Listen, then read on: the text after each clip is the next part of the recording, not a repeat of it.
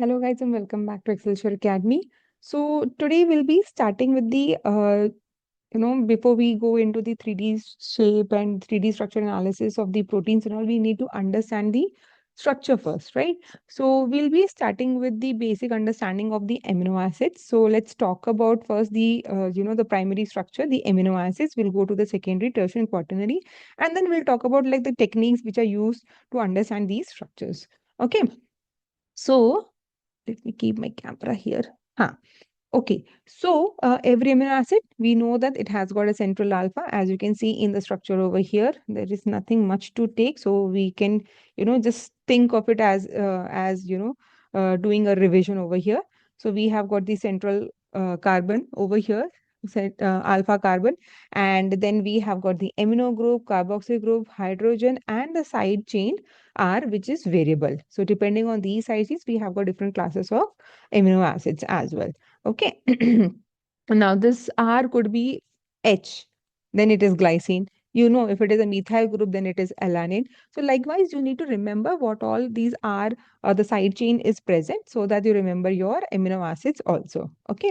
Now, if you see here in the amino acid, this is going to act as your base. Okay. Whereas the carboxyl group is going to act as your uh, acidic region, or in other words we can say it is going to donate a proton. So we know that at zero ionic condition this becomes your NH3 plus, and your carboxyl group can become COO minus, right? So it can donate a proton, it can accept a proton. Okay, now at any physiological pH, a free amino acid will have this positive charge at the NH3 group and the negative charge at the COO group. Okay, now that condition is called your Zitter ion. I hope everyone knows about this.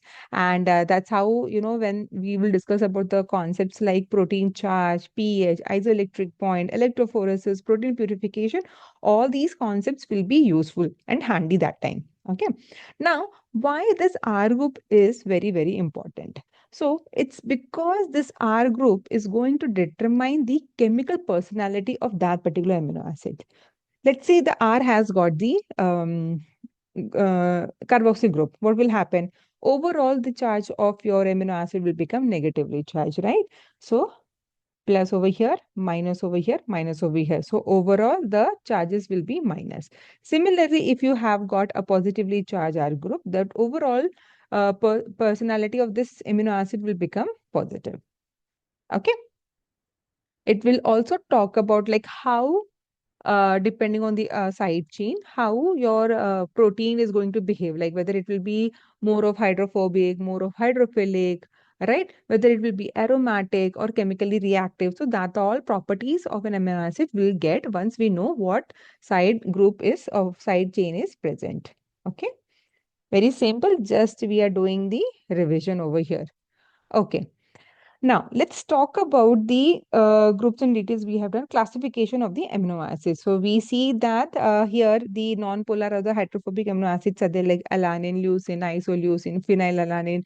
And under the non-polar, you have got the aromatic amino acids also like phenylene, tyrosine, tryptophan, right? So, all these are there. What I want you guys to do is that before we deep dive into the structure biology, that is, studying the XRD and all, NMR, you need to remember the three-letter code of the amino acids and the one-letter coding of the amino acids, because this is what it is going to help in solving the numericals also. Okay. So as we see over here in the classification of amino acids, what do we see? So you have got over here the polar amino acids, like examples are serine, threonine, where they are, at least OH group is there. Now, if it is acidic, we have got two amino acids, aspartate and the glutamic acid. Positively charged, we have lysine, arginine, and histidine. Okay, so these are the different examples. Now, also remember, like as and when we will be studying the structures and all, always try to remember, for example, wherever oxygen or carboxyl group is there, we are denoting with the, red color and all. And if it has got any amino group or a nitrogen, I think I'm not exactly sure, but that will be represented in the blue color and all, as in when we are progressing in the lecture series. Okay, let me just see if anything else is there. Yeah, so just study the structures of the each amino acids. Try to remember the three-letter code and the two-letter code.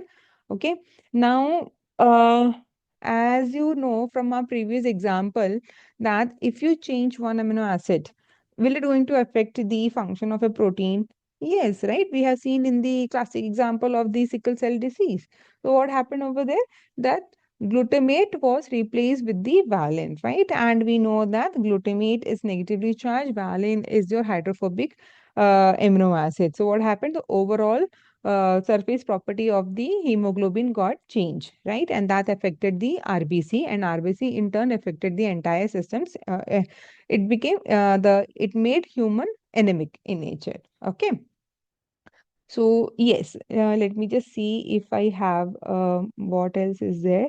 Yeah, the peptide bond formation. So in the peptide bond formation, you can see that it is actually what is happening hydrolysis. The water molecule is getting replaced. So you have got the one amino acid over here.